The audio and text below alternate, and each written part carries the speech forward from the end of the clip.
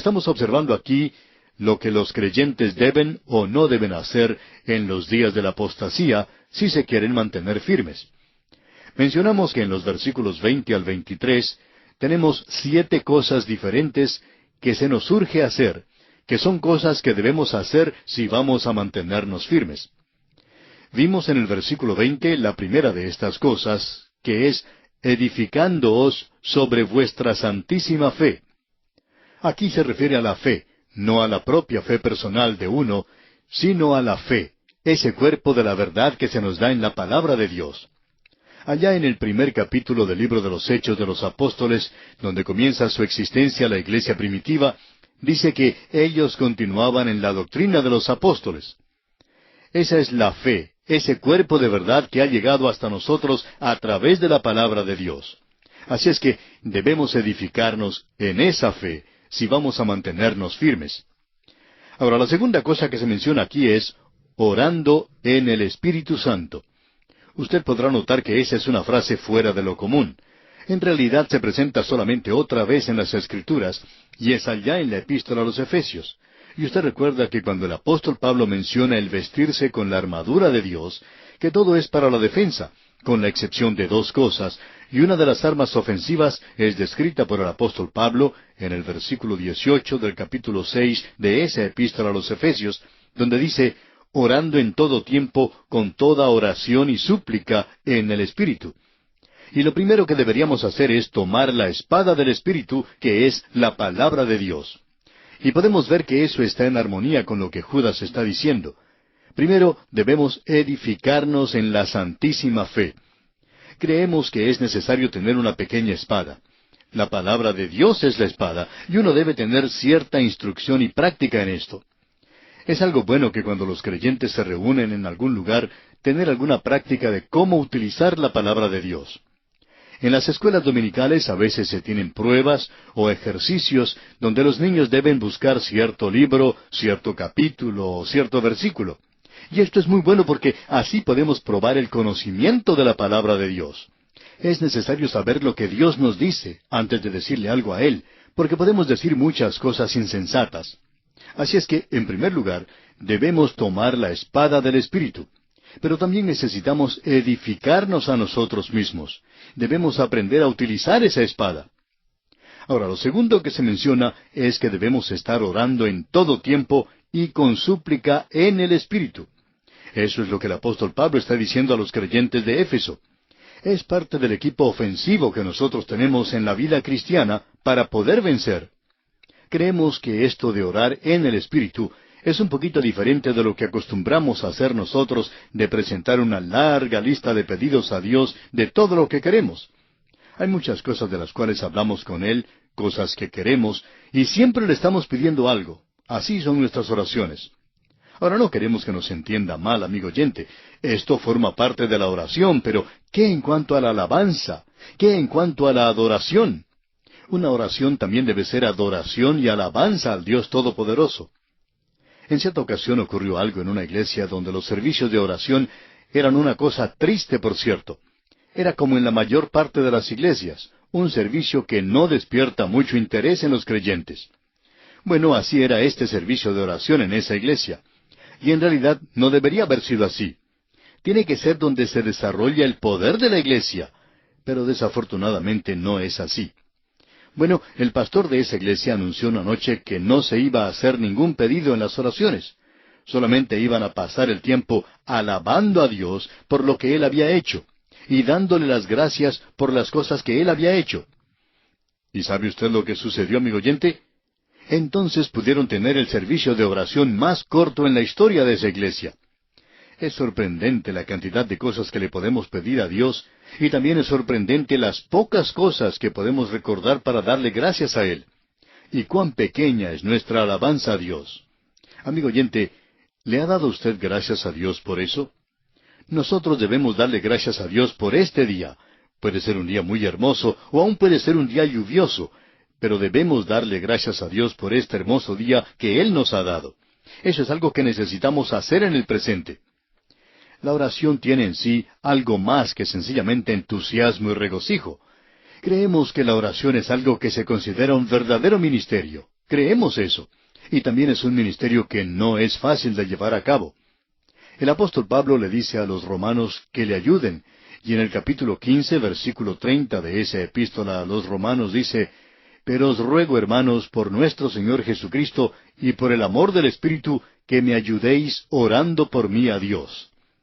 La palabra utilizada para expresar ayuda aquí es sunagonizomai. De allí proviene la palabra agonizar. Y así es como debemos orar. En el capítulo 8, versículo 26 de su epístola a los romanos, el apóstol Pablo dice también, «Y de igual manera el Espíritu nos ayuda en nuestra debilidad, pues que hemos de pedir como conviene, no lo sabemos, pero el Espíritu mismo intercede por nosotros con gemidos indecibles». Así es que, amigo oyente, usted y yo no sabemos por cuáles cosas debemos orar. Somos como niños pequeños. Si usted tiene oportunidad de salir de compras con un niño, se puede dar cuenta que el niño pide cosas que no le convienen. Van a una tienda o a un almacén y piden todo lo que ven. Y eso nos hace pensar si así son todas nuestras oraciones para con Dios. Nosotros oramos pidiéndole a Dios que nos dé esto, que nos dé aquello, que nos dé lo otro, y luego Él no lo hace. ¿Por qué? Porque no estamos orando en el Espíritu Santo. El Espíritu Santo intercede por nosotros y debemos aprender esto.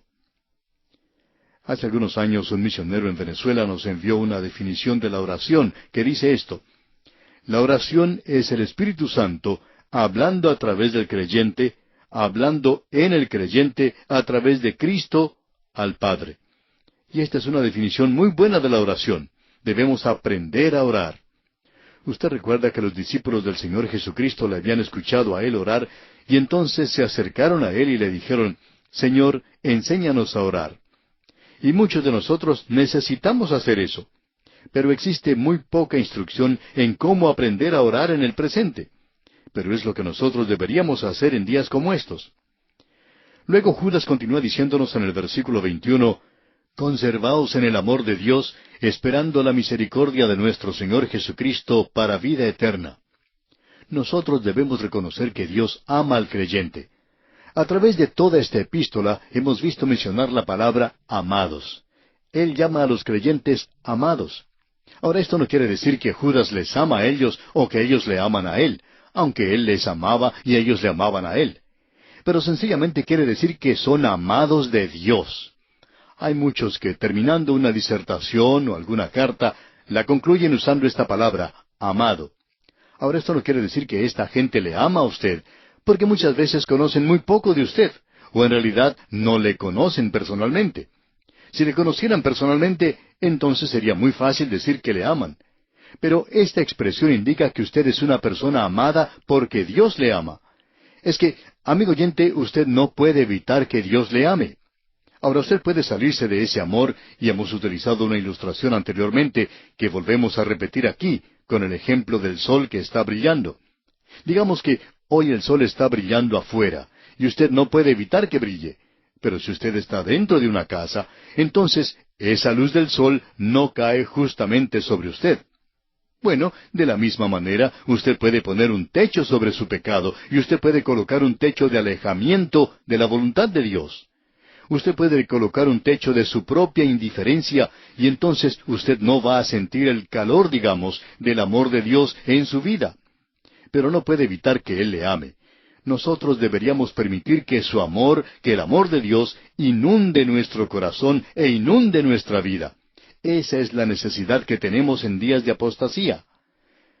Luego Judas presenta la cuarta cosa en el versículo 21, donde dice, «Conservaos en el amor de Dios, esperando la misericordia de nuestro Señor Jesucristo para vida eterna».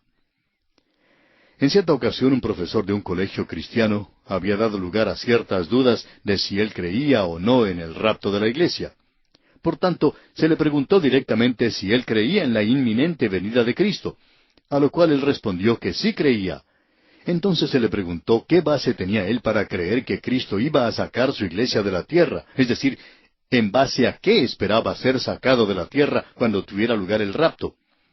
Y él respondió de la siguiente manera, «Yo espero ser salvado porque Dios me ha demostrado misericordia, y cuando Él me saque de este mundo, en el momento en que tenga lugar el rapto, aún entonces será por la misericordia de Dios». Amigo oyente, Nosotros hemos visto que la misericordia de Dios es el hecho de que Dios tiene interés y cuidado por nosotros. Y Él tiene mucha abundancia. Él es rico en misericordia.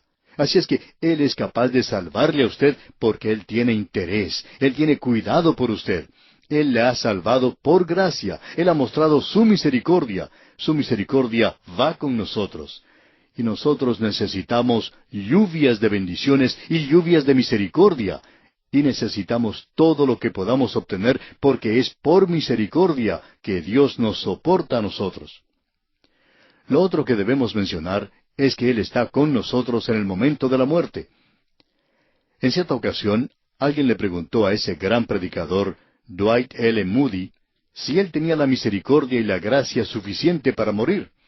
Y él respondió que no la tenía, pero que cuando llegara la ocasión de morir, entonces el Señor sería quien se la daría. El Señor nos provee día a día con su misericordia y con su gracia, amigo oyente. Y cuando tenga lugar el rapto, yo voy a salir de aquí y voy a hacer eso a causa de su misericordia, no por quién soy yo, porque si dependiera de eso, entonces no podría hacerlo. En cierta ocasión, en una clase bíblica, se presentó un maestro que enseñaba el rapto parcial de la iglesia, y decía que solamente aquellos que iban a ser super santos iban a tener parte en ese rapto. Así es que ese grupo que formaba esa clase de estudio bíblico se sintió bastante atraído por esa enseñanza, y eso condujo o dio ocasión al orgullo. No había ninguna duda en cuanto a eso. Ellos eran personas maravillosas. Apoyaban el ministerio de conferencias bíblicas, apoyaban a los oradores y siempre demostraban un apoyo maravilloso, aun permitiendo que otros enseñaran en varias de sus clases bíblicas. Pero siempre había ese sentimiento cuando se hablaba con ellos, y en especial con los líderes, de que ellos iban a tener parte en el rapto. No había duda alguna en cuanto a eso, en cuanto a ellos, ya que ellos eran esos super santos. Pero parece que ellos no estaban seguros en cuanto a los demás. Pero quisiéramos informarles a ellos y a cualquier otra persona que esté interesada que cuando el Señor venga a sacar a su iglesia de aquí, nosotros vamos con la iglesia, gústele eso a usted o no le guste, amigo oyente. Nosotros vamos a ir con usted y vamos a ir porque estamos esperando esa misericordia. Ahora notemos lo que dice aquí el versículo 22. A algunos que dudan, convencedlos. Hay muchas personas honestas, sinceras, que tienen dudas. Y debemos demostrar paciencia con ellos. El autor de estos estudios bíblicos, el Dr. J. Vernon McGee, contaba que para él, siendo un ministro, era muy difícil ser paciente con la gente. Él dice que en un estudio bíblico que tenía los días jueves, venía una señora que siempre hacía preguntas. Él pensaba que ella estaba tratando de atraparle o de hacerle tropezar con esas preguntas. Así es que él demostró cierta impaciencia con ella. Uno de los miembros de la iglesia, una señora, siempre la acompañaba. Una noche, cuando esta dama hizo una pregunta, el Dr. McGee le contestó de una manera un poco cortante, y ella dio media vuelta y se fue. La otra señora que le acompañaba se le acercó a él y le pidió que fuera paciente con ella. Ella era una señora muy inteligente y que había estado mezclada con muchos cultos, con muchas sectas, y que estaba muy confundida y estaba tratando de encontrar una salida. Entonces le pidió a esta señora al Dr. McGee que fuera paciente con ella. Entonces, dándose él cuenta que la situación era difícil, le dijo que sabía lo que estaba pasando, pero que de ahora en adelante iba a demostrar paciencia. Así es que, cuando esta señora se presentaba con preguntas, él se las respondía según la Biblia, y no pasaron 3 meses hasta cuando ella llegó a aceptar al Señor Jesucristo como su Salvador personal. Y poco tiempo después, ella escribió indicando cómo el Señor aún la estaba guiando.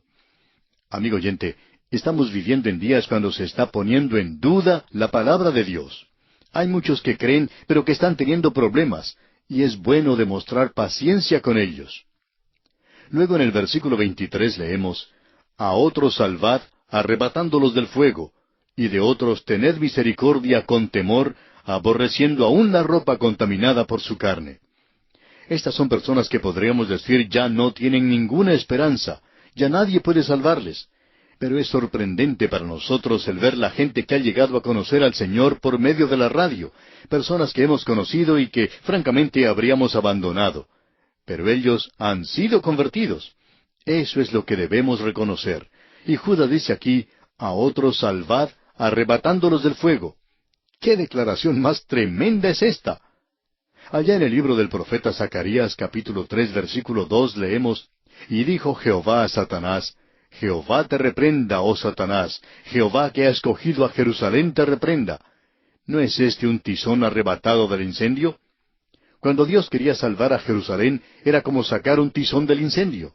La gran misericordia de Dios puede salvar. Ahora, la séptima y última cosa que menciona Judas en el versículo 23 es la siguiente: aborreciendo aún la ropa contaminada por su carne. Nuevamente tenemos ante nosotros la palabra carne, con la cual tratamos en el programa anterior. Esta es la parte psicológica del hombre, la parte que puede ir solamente hasta cierto punto. Es algo que aprecia y gusta de la buena música. Algunos eruditos trataron de presentar una palabra que expresara esta parte psicológica del hombre y pensaban que la palabra alma no era adecuada, ya que hoy no expresa en realidad lo que debería expresar. Hay aquellos que llaman a esto la parte egoísta del hombre. Pero esa no es una buena definición, porque ha habido personas muy generosas, personas psicológicas, que en realidad no son creyentes. Luego hay aquellos que gustan hablar de ellos como animales. Bueno, creemos que eso es peor. Por lo general, ellos tratan de satisfacer la naturaleza baja, pero decir que es animal tampoco es acertado. Hay otros que dicen que debería llamarse intelectual. Bueno, amigo oyente, creemos que esto es lo peor de todo, porque en realidad no describe adecuadamente a estas personas. Pero el Hijo de Dios debe aborrecer aún la ropa, es decir, cualquier cosa que la carne produce, que es también producto de esta vieja naturaleza que Dios no puede utilizar. Cualquier cosa que nosotros pudiéramos hacer en la carne, Dios no lo quiere. Él aborrece eso. Debemos despreciar o aprender a aborrecerlo hoy. Ahora esta epístola concluye con una hermosa bendición, y confiamos, amigo oyente, que este pequeño libro haya sido de verdadera bendición para usted. Y esa bendición aquí la tenemos en los versículos 24 y 25, donde leemos, «Y a aquel que es poderoso para guardaros sin caída, y presentaros sin mancha delante de su gloria con gran alegría, al único y sabio Dios, nuestro Salvador, sea gloria y majestad, imperio y potencia, ahora y por todos los siglos. Amén». Como podemos apreciar, amigo oyente, es una bendición maravillosa.